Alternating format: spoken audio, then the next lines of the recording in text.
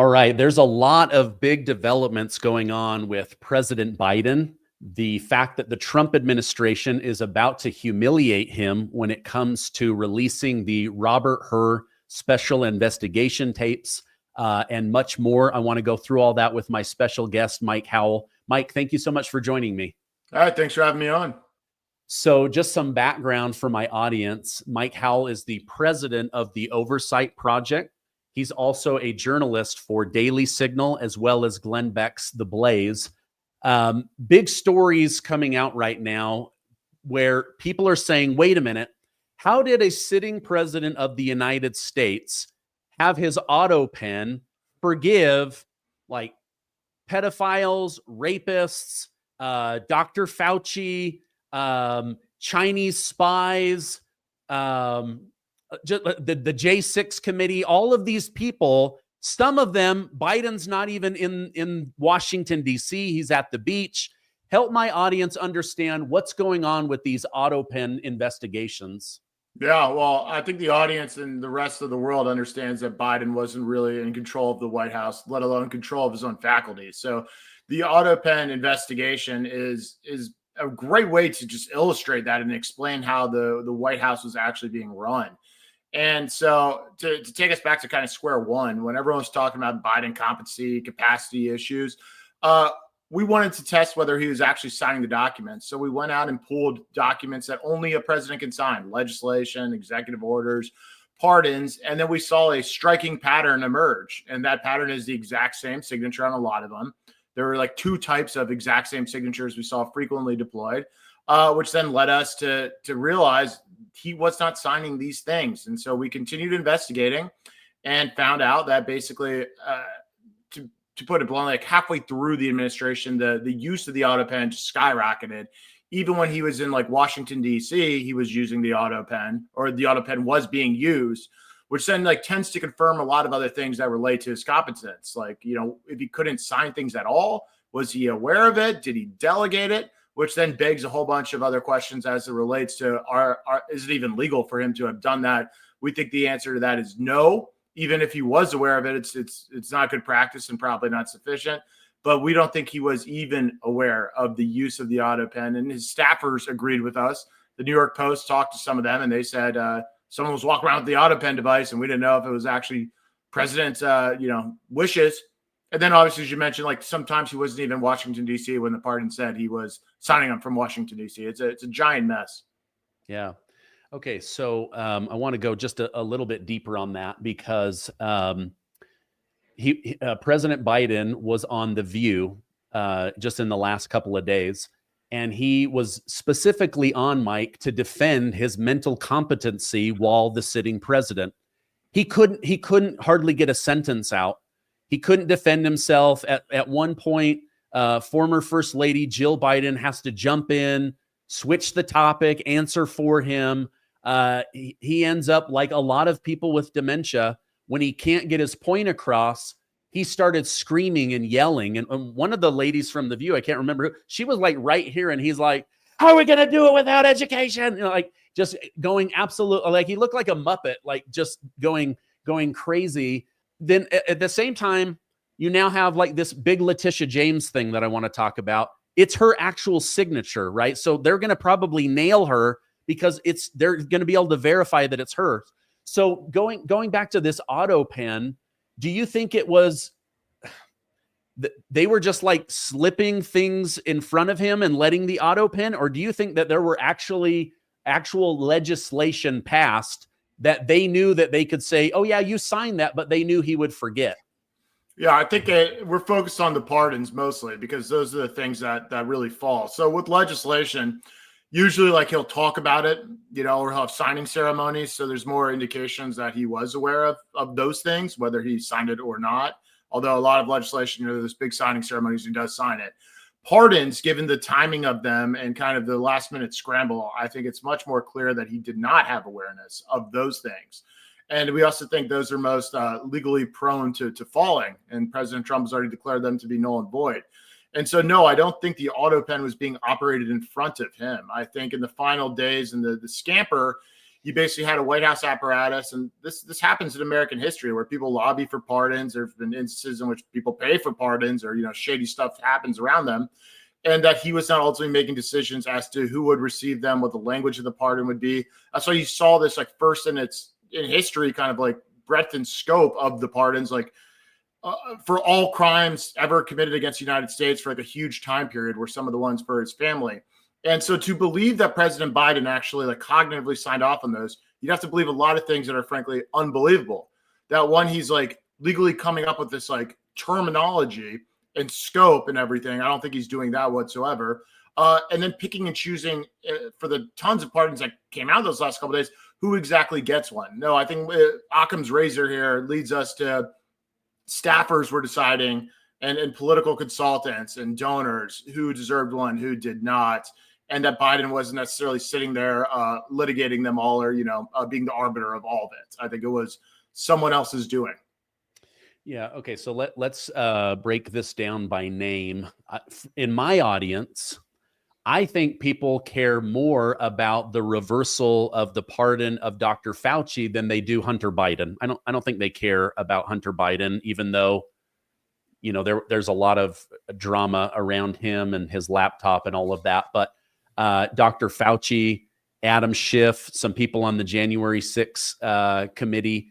Do you have an idea? Are you guys trying to litigate this as Autopens as a whole, or specific people's pardons? Yeah, it varies by person. So it's like a threshold matter. Biden talked about Hunter's pardon like a few times, I think, at least. So that means there's some indication that he approved of it, right? So it's a much harder one to attack. I don't know if he spoke about Fauci's actually off the top of my head, but if he did, that makes it harder to attack that he did not know. I think it's the other pardons in the final days, and that may include Fauci, but certainly includes the January 6th committee, which then includes Schiff, that I think are definitely bunk. And I believe that because I told Senator Schiff's colleagues to his face in front of a Senate Judiciary hearing in April, and he scampered out of the room because he knew I was going to bring it up. But yes, now what can we do as like private actors in this space? Not too much to actually charge the pardons. We can continue the investigation into like undermining them, but I think we've already accomplished that. And I think President Trump, who makes the decisions for the executive branch, has already told all the people who work for him, these pardons are no good. So what happens next is we need the Department of Justice to charge people with those pardons for the crimes that they've committed, whether that's Fauci or anyone else. And so that's the political hurdle, and will they have the guts to do that for an administration that ran on a mandate that largely centered around accountability and the weaponization of government? Are we going to hold people responsible who did weaponize it? And so they should not be asking me. They should be asking the people in the government whether they're going to charge. Yeah. I would love to see this get some traction and reversal, and then dig in on some of these people that, just as a journalist that covered this for the last 5 years, like I saw so many things that I kept thinking, when's there going to be justice? When's there going to be justice? As the president of the Oversight Project, are you guys a watchdog group, or do you guys actually bring lawsuits, or just bring stuff out through journalism to the media? How does that work? No, we do everything. I don't like the term watchdog organization. That's kind of old school. It's been there, done that. We sued the Biden administration almost 100 times. We issued over 100,000 FOIAs. We're doing stuff at scale, at volume, and we're now doing it around the country with all the blue states that are really trying to gum up the works of the advancement of the agenda. And we combine that with really good investigative product. And we have resources and types of people that are able in 2025 to get information that Congress cannot and other groups cannot, because we basically build a boutique operation to both sue and otherwise find information to get it out there. And sure, a lot of it goes out through media. Some of it goes out on our social media. Some of it goes out quietly into people who can do stuff about it. I wouldn't restrict definitionally what we do, because what we do is try to get results, and whatever tactic gets us there is one we'll avail ourselves to. Well, I love the idea of getting results, and I think my audience will as well. My understanding, just in the last maybe 72 hours, I started reading that the White House is going to be releasing the tapes of Special Counsel Robert Hur This is something that many members of Congress have never heard. This is something that the president took executive privilege over. They then tried to say that there was national security risk. They were not going to let these tapes out. Now Trump is saying, no, we're going to go ahead and release those. What do you think is going to be on there? What are we going to learn about Biden and his mental capacity? Yeah, a couple things. I want to just hit on one point that you made in there that Congress was pushing for. No, they weren't. Congress is an absolute joke. They took the bait with Special Counsel Hur because he put one line in his report that said Biden's old and unfit to stand trial. And then they ignored everything else. Like that, Hur was basically a limited hangout where he didn't even look into what Biden was doing with classified information. So Hur played Congress like fools. They asked for the tape. They asked for it in a way that they never would have got. They failed in their lawsuit. So what we do is try to replace the failure of Congress. I think everyone who probably watches your show knows they just send letters and go on cable news. They aren't a real discovery outlet. So I just don't want to, if this tape comes out, for anyone to think that Congress had anything to do with it. In fact, they were unhelpful in it, as they're unhelpful in addressing any of the weaponization of the Biden administration. They're largely glorified messengers who live for cable news clips to generate donations. So that's the void we're filling. Also, on the 20th is a deadline for the Trump administration to decide whether to release it. It doesn't mean it will come out there. The decision point for them is in response to our lawsuit, with other groups have sued for the same thing as well. Will they stand by the Biden administration's justification to withhold it, or will they give it to the American people? Obviously, we're pushing super hard for them to release it. We think the tape belongs to the American people. We think it's a central corruption story as to the obvious to me that Biden was incapacitated. But if that's on tape, it's there. He's rambling, he's bumbling, he's clearly defunct and malfunctioning. If that tape was withheld by the Biden administration under that rationale, that was a massive lie for election interference purposes. And that's the story, along with who is actually running the White House. You know, they went on and on and on about defense of democracy and Trump's a threat to it, yet they were running this country completely out of steps with the constitutional Republican principles that they call democracy, where we had a bunch of people running the White House by committee instead of the people that, quote unquote, elected Biden, which we can talk about that because I don't think that's what happened in 2020 at all either. Okay. Yeah. Hold that. So Robert Hur, do you think that he just didn't want to go after a sitting president? Do you think this was about his personal career? Why do you think he didn't push for Congress to actually do something? Did you know your liver is the second largest organ in your body and responsible for over 500 vital functions? Yet over 30% of Americans have a sluggish liver, and most don't even know it.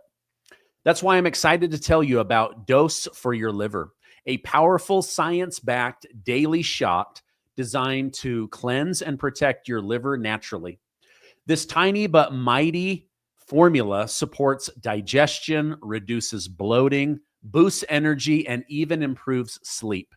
In fact, in a double-blind, placebo-controlled trial, 86% of participants lowered their liver enzymes by 50%. One shot of Dose equals 17 turmeric shots, and it's gluten-free, dairy-free, sugar-free, and 100% vegan. Your liver works hard for you every day, and it's time to return the favor. Support your body's filter with Dose for Your Liver and feel the difference from the inside out. Save 30% on your first month of subscription by going to dosedaily.co/Gardner or enter Gardner at checkout. Again, that's dosedaily.co/Gardner for 50% off your first month subscription. Yeah, he was a limited hangout. I mean, in the context of like all these special counsels that were flying around, you had Jack Smith going absolutely rabid, spending multitudes more than the other special counsels, throwing people's lives upside down. Special counsel Hur's controlled opposition that gets put in there to, say like, oh, Biden has a special counsel too. And he basically went in and quote unquote investigated. And his investigation was, oh, I found these boxes. They were here. Here's a picture of where I found them. Case closed. What he should have been looking at is what the hell were they doing with those classified documents in a year or a decade long period where they were conducting international pay to play schemes? And how do they impact our government functioning? Hur didn't even try to answer those questions. I wrote a letter to special counsel Hur saying, unless you look into Biden's burner devices, and I gave him the emails, and his burner cell phones and get those records, you're not going to know what he was actually doing with the classified information. And of course, Hur did not do that because I knew from the jump, being around this town long enough, that it was just going to be what it ended up being, which is like, oh, we're, playing both sides here. Biden got a special counsel. I found the box. It was in his garage. Case closed. And then Hur's also smart enough to know how dumb Congress is. And so he goes to Congress and he writes, a one sentence in his report, like, by the way, Biden's really old. And then Congress is like, oh, somebody said something that agrees with us. We can talk about this on cable news. And they didn't even look at the fact that Hur didn't do his job because they were so excited that somebody said the same thing that everyone else in the country is saying, that Biden's too old and incompetent to be president. Yeah, I had Congressman Comer on my show, and he just kept saying, we just ran out of time and it was going to cost a lot of money. It was like, dude, we want justice. Right. This guy ruined so many lives. Okay, now you said something about the election. Where were you going to go with that? Yeah, let me on Comer real quick. He's the one exception because he did something unique than the rest of Congress. He found new information. He went and subpoenaed for the bank records and put those receipts out. So he gets a star from us for doing that, whereas the rest of Congress found nothing new. The issue with Comer not being able to get across the line is because he didn't have the backing of leadership. He wanted to go further. Now, I'm sure he was being polite on your show and saying we ran out of time. But the real story of that investigation is he was being undermined by people above him and on other committees. That's what happened. If Comer was given the full weight of the House to sue for things and hold people accountable for the defiance of their subpoenas, he would have done a lot better. And I think one day that story may come out, but just putting that aside. Yeah, on 2020, that was a bogus election. And so like Biden being in that seat in the first place, I think is a black mark on the United States of America. It was a make it up as you go election. There'll never be a full accounting of what happened. And it was designed to be that way. But you know what? I think the country kind of realized a lot over the course of those last 4 years. And what President Trump's doing now certainly is a lot more aggressive and forward-leaning than probably would have been if he had, been in the White House after the 2020 election. Yeah. We witnessed two miracles. President Trump turned his head just at the right second to avoid having his brains blown out on live television. We also saw Biden lose 18 of the 19 bellwether counties, Ohio and Florida, and still miraculously won the presidency after doing horrible compared to Obama and others. I just think I really hope that we get to the bottom of that one. I know a lot of people just want to move forward, but I'm one of them old school peoples that I want some justice for some of the crap that I believe is true. Yeah, you and me both. And if we don't get it, it's going to discredit the political movement, whatever you want to call it, the America First movement, the recalibration of common sense Americans, whatever you want to term it. If people aren't held accountable for the vast abuses of what went down last go around, particularly when they're able to show how much pain and their version of accountability was inflicted, it's going to be a massive failure. And so, yes, that's what I want. That's what the Oversight Project intends to further. And we're going to sit here and call balls and strikes. I mean, we can put out stuff and lead the horse to water, but we ultimately can't make them drink. But in instances where we can go out and sue people as a private litigant, we'll do it. But we don't have guns, and we do have guns. We don't have the badge and the law enforcement on our side. So that's the role we play. Okay. You mentioned you guys have done over 100,000 FOIA requests. What other big news stories are you guys working on? Yeah, good question. So it's tough because there's so many different functional areas that we play in. DHS and border security and immigration, just invasions are a big area. We recently had some undercovers up in New York at one of these nonprofits advising illegals on how to evade, getting arrested. And so we're doing a lot there and a lot behind the scenes to make sure there are actual consequences against subversive nonprofits and others that are basically coaching businesses and illegals on how to stay in the country illegally. And our work crosses the board. We did a lot of work on the Biden administration's build out of the transgender kind of sophisticated apparatus and infrastructure they built with that the government.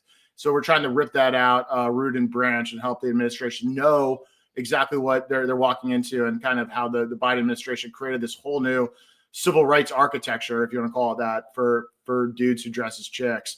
So we want to see that gone.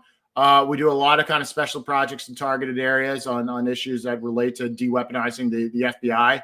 We would love to see fundamental reform there. You might have noticed a couple weeks ago, those agents that kneeled in solidarity with the Black Lives Matter rioters got demoted. Well, we're the ones who basically pushed that and brought that to the forefront by pulling out the emails of their celebration by the FBI brass. And, we investigated, got those emails out. We've also kind of mapped and pointed out a bunch of weaponized FBI agents that haven't moved around.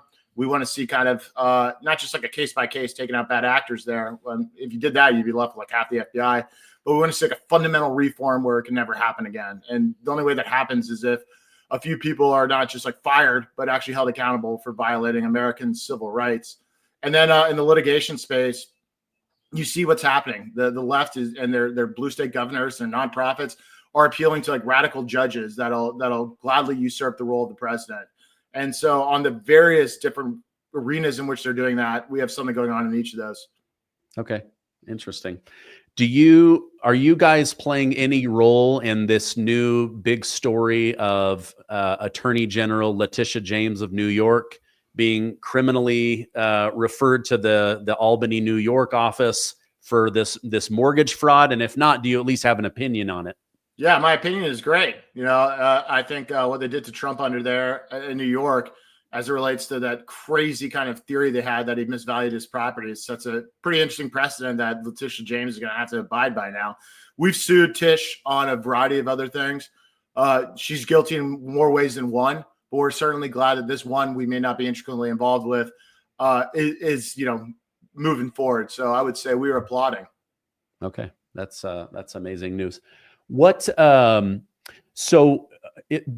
just going back to the Autopen story from the top of the show, is that going to have to go through like a federal judge, an appellate court, up to the Supreme Court, or what are the steps in order to get those officially reversed? Yeah, so the step is pick your person that received the pardon.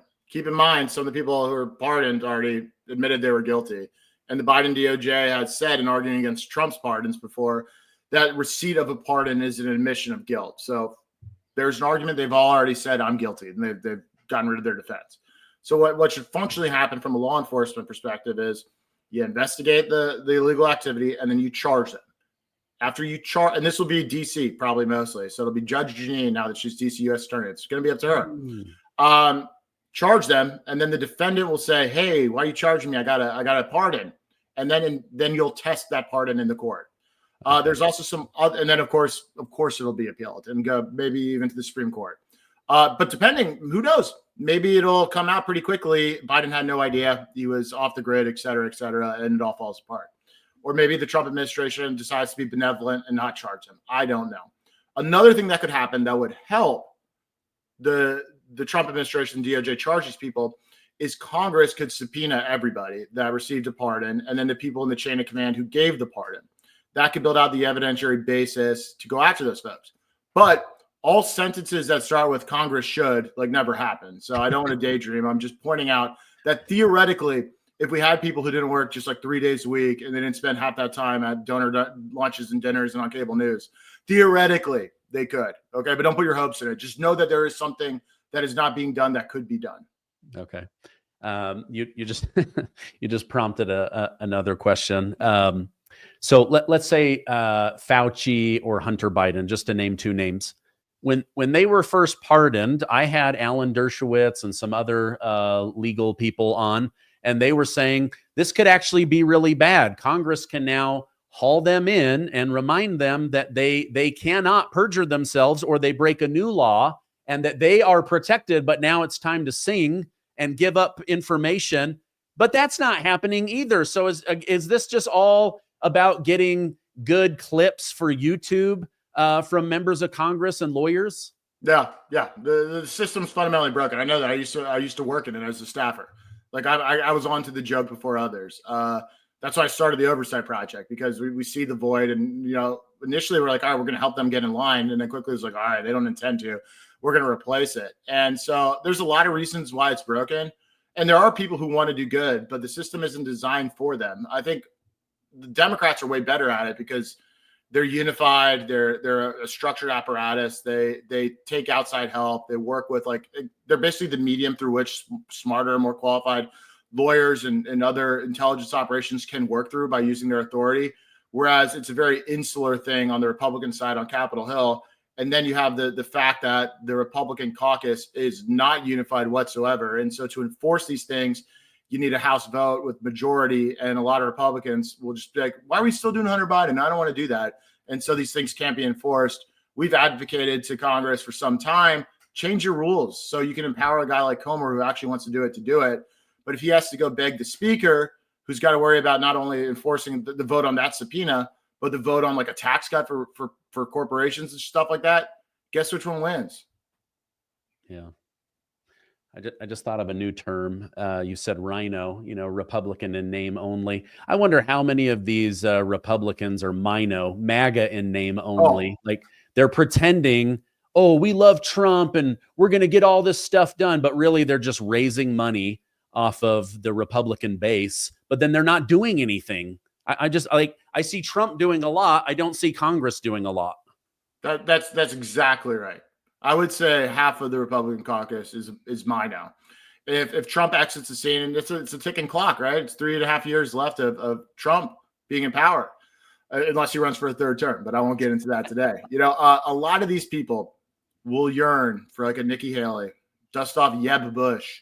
They would happily reorient themselves, as would their moneyed interest in terms of K Street and corporations. They will find a way to maybe get someone in at least next up that could pass as Trumpian, but really be Mino, which was basically the primary, the failed primary where they thought they could do that, and Trump just smoked them all. But yeah, also I would say in the oversight space, particularly with lawyers, and this is even in like the DOJ, and it's why it's so difficult for Trump to find good lawyers having a DOJ. That profession just breeds people who are not MAGA, because to become like credentialed enough, you have to go through these law firms and polite society places, and you just can't be a base dude. And so like on Capitol Hill, the lawyers that try to enforce these subpoenas, I would say half of them even voted for President Trump in the primary. And that's because I know a lot of them. Wow. Okay, final question. I appreciate you coming on, Mike. You were someone I really wanted to pick the brain of. Just what are your thoughts on Tom Tillis squashing Ed Martin for U.S. District Attorney in D.C.? And then what do you think about Trump bringing in Judge Jeanine Pirro? Pirro. Yeah. Yeah. So Tillis has a primary coming up, but he doesn't have a primary opponent. So he can try to get Democrat votes. This isn't rocket science. The guy can never be fairly described as a real big supporter of President Trump. And so he held his nose and voted for much of the cabinet, even though he was privately objecting to basically all of it. And now that we're past the cabinet, he needs to do something to really stick his thumb or be a middle finger up at the Trump administration. And so he took out the U.S. attorney nominee, an unprecedented attack, by the way. That's never happened before, where you take out the president's favorite U.S. attorney here in Washington, D.C. Usually they're done by voice votes. So it was a way for him to up his bona fides to the Democrat votes in North Carolina he needs to get. And it's virtually as simple as that. It wasn't substance-based. I was involved in a lot of it. No, because the arguments he raised against Martin could have been raised against anyone else. It was pure politics. It was a means to differentiate himself from MAGA, and he did it. And he did it in flamboyant style. I'm sure he got some Democrat votes out of it. So mission accomplished for him. I think he'll end up losing more votes than he gained, particularly because he's begging for a primary challenger now with that. Second, Judge Jeanine, great. I think everyone, I have no criticism for her, but let's just call a spade a spade. The Senate still took the unprecedented step of telling President Trump he can't even get a U.S. attorney. We can't just pretend that didn't happen just because Judge Jeanine's here. And we also, there's this internet kind of energy that wants to say, oh, it's 4D chess. Like we gave him something worse because they didn't want it. That's not what happened. No, Judge Jeanine, as great as she is, and I'm fully a supporter and hope she does great, the Senate cheered her. Like Tom Tillis was like, no, this is great. And then you have the entire MAGA base be like, no, 4D chess. We really stuck it to Tom Tillis by getting her Judge Jeanine. It's like, no, that didn't happen. Tillis won, and the administration let him win. And so far, there hasn't been a consequence. And he's perfectly happy, as are a bunch of his colleagues who didn't publicly support Martin, who are now publicly supporting Jeanine. So, like, multiple things can be true at once. Judge Jeanine can be great, will do great, but let's not pretend we double down on the U.S. Senate. No, the base and MAGA took a huge hit, an unprecedented hit. and it should be treated accordingly, or else it'll be the new standard moving forward. And we cannot let that happen. I agree with everything you just said. I saw it as a loss with a good plan B. But I was very disappointed. I wanted Ed Martin to get in there. Apparently he's been put in some other part of the Department of Justice, I guess, to go after the weaponization by the Biden administration. Well, I have you. Just one more question, Mike. There's mixed feelings about Pam Bondi. What is your take on Pam Bondi? I know she's dealing with a lot of complicated cases, and at the same time, people are saying, just admit they're complicated. Don't make us feel like they're going to happen overnight. What are your thoughts on her? Yeah, that's a tough question. So it is complicated. I think you nailed it and said it better than I could. I think this administration is doing a really good job in like getting the message out, but sometimes the message doesn't keep up with the reality. This is really profoundly evident in the deportation space, where we just aren't deporting that many people, but we're talking about it quite a bit. Yes. And we're fighting over it quite a bit. I think the same is true in the DOJ space, where it's even more complicated. And so like I don't think anyone thought that kind of Epstein file rollout thing was a good idea. I think we'd be wise to admit that maybe the content needs to keep up with like the social media content. And if that requires a hard resetting of expectations, I hope that doesn't happen, but it may be necessary to get out of this quagmire we're in, where everyone knows the accountability is not happening, but we're being told it is.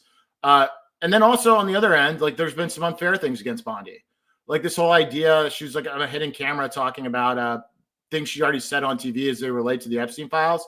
I think that's kind of like discrediting, as are like the influencers who pretended what was being released on the Epstein files was discrediting. And so like it's a mess, and it can only be solved by actual like accountability. That's what the people who don't live on X and social media want. They want to see, whether it's your Fauci's of the world or whoever, be held accountable. And so that's the only way to solve this. And I hope they do it soon. I understand why it takes some time. I'm not sure it should take this long. There are good reasons or bad reasons, but let's get some accountability, and that's what we're pushing for. Yep. Amen. I hope that will happen. Mike, thank you so much for coming on. If people want to follow you online, where can I point them? We live on X quite a bit, at It's Your Gov, and our website's itsyourgov.org. There's no T, just Gov. And that's the Oversight Project's domain. We adopted the slogan, It's Your Gov, because it's your government. And we think that too many people fundamentally just view the government as some sort of like management board of directors you can be upset with and forget that they actually work with them. And so we're trying to reassert that basic principle in civic discourse, and we're doing it through hard-hitting transparency, investigations, litigation, and accountability measures. And we're having a lot of fun while we're doing it. Okay, awesome. Well, thank you. There was a reason I brought you on. This was a great show. I'll put those links down below. Thank you, Mike Howell, for coming on. I hope you have a great rest of your day. You too. Thanks for having me.